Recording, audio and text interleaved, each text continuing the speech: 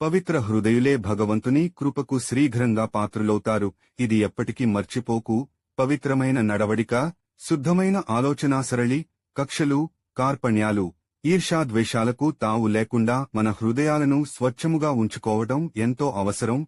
దేవుడు నాకే ఎందుకు ఇన్ని కష్టాలు ఇస్తున్నాడని నీవు అనుకోవచ్చు.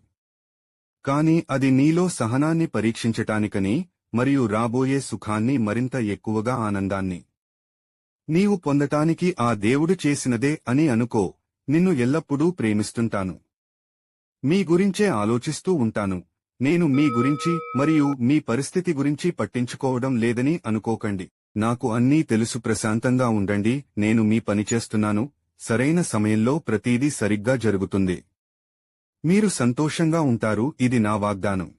మన ఛానల్ను సబ్స్క్రైబ్ చేసిన వారందరికీ ధన్యవాదములు. మన వీడియోలను మీ మిత్రులకు, బంధువులకు మరియు సాయి భక్తులకు షేర్ చేసి వారి చేత కూడా సబ్స్క్రైబ్ చేయించమని రిక్వెస్ట్ చేస్తున్నాను.